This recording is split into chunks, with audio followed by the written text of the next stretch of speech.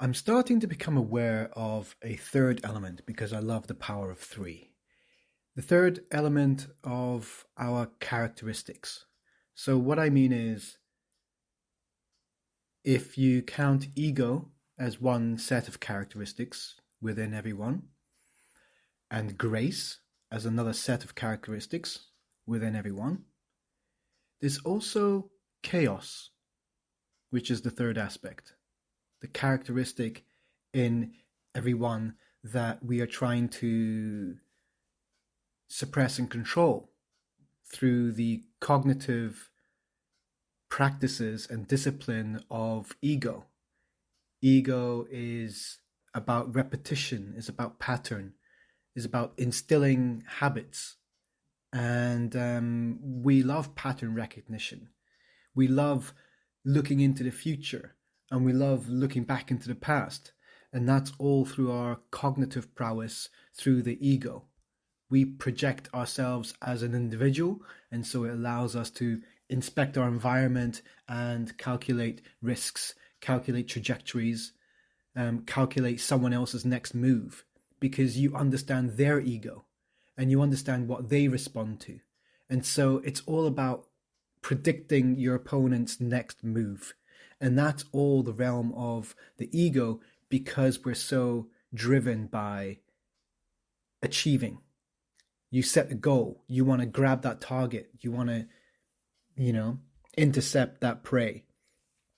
You want to pick those nourishing fruits and avoid the poisonous ones. You gain a memory. It's all part of what you might call as being conscious and being sentient, because then you start having feelings, and now you're more and more and more aware. And then we create language and blah, blah, blah, blah, blah. That's all the kind of birth and development, the evolution of the ego. Because that's all from our perspective as the human race. We forget that sometimes. We've become so utterly biased in our storytelling, in our relation to life itself, what life is, what life means. It's all coming from our self-driven evolution of being very ego-centered. Everything is about delivering to our expectations and our thoughts and beliefs and drives. All of it is forever pressing forward into the future, which is a concept of the ego.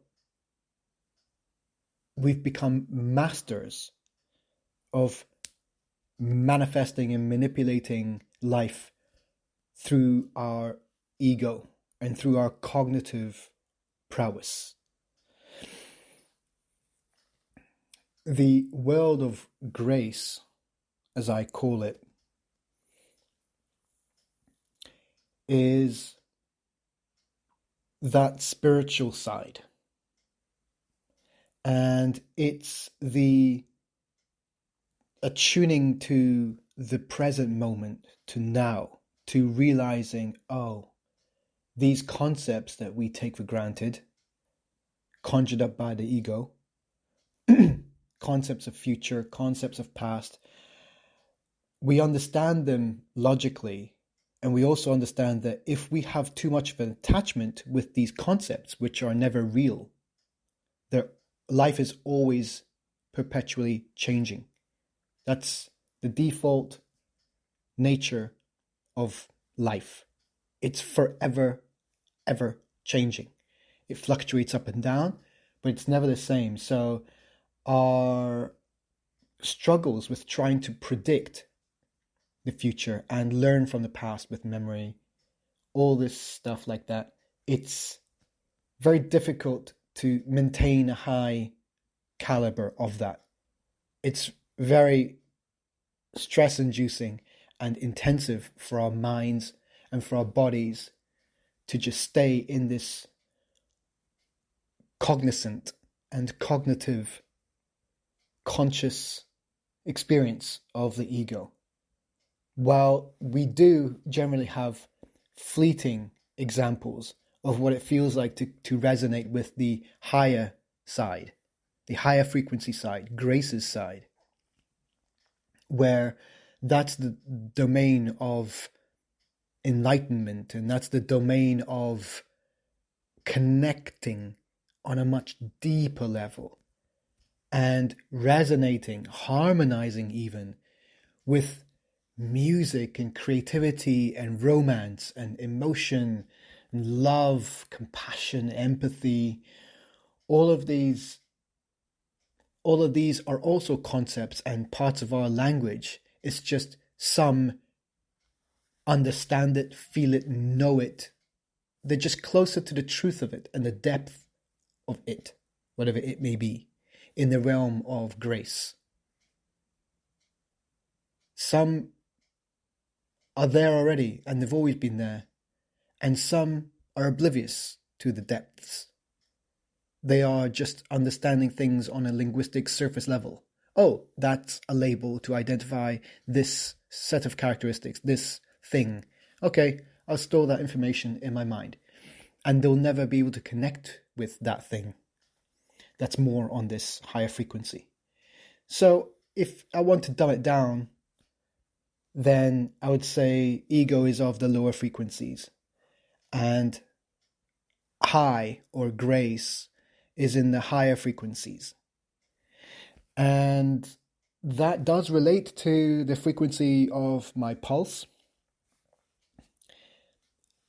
It is a sign that my body's under stresses from the intake of different chemicals from cannabis, and it's reacting and it's creating all these things. That's the logical, rational, scientific way to understand something and explain something and gain knowledge from it. It's just when you do attune to a higher frequency, your experience somehow you feel like you know things that you didn't before. And I speculate that there are these higher levels of frequencies, and they belong to this characteristic that I'm saying is called grace, being more of grace rather than being more of ego. It's a different experience. You do somehow understand things on a deeper level, and you can't really rationally explain it. And things tend to just happen. Serendipity is more part of your life. You seem to attract things when you allow your superpower to activate. Ego's superpowers are different to Grace's superpowers. And I'll get into superpowers later on. Maybe I'll get another name, a shorter name. So I've just gone off on a tangent to describe the differences between the characteristics of ego and grace, and then chaos. It's occurred to me that I like the power of three because they all tend to intersect at some point. It's not so definitive, everything is a shade of gray, everything is on a spectrum in this experience anyway.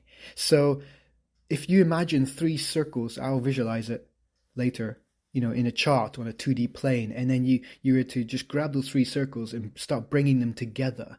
The points that they intersect are the shades of gray, and that's where you have such a blend of characteristics within people. And when you start adding the third characteristic of chaos and start exploring, who is chaos? Let me characterize this thing, this entity. I should make another recording just about that, because I haven't that's new. I haven't really explored chaos as a character in this story. Chaos doesn't seem to fit into this image that I have for Resource being of a family, and ego being the younger brother, and Grace being the older sister. Everything can be fluid and should be fluid as I understand more and as I bring the pieces of the puzzle together in real time. So for now, I will stick to this family picture because it seems way more relatable. We are extensions of our history, of our lineages. That's how life is. It's family based, it's community based, it's understanding different characters. And if we rely on storytelling and it's based on things that we know, which family and characteristics, personality types, we can understand that, then it helps us really understand these much grander and nuanced novel concepts that I'm just rambling out. The journey.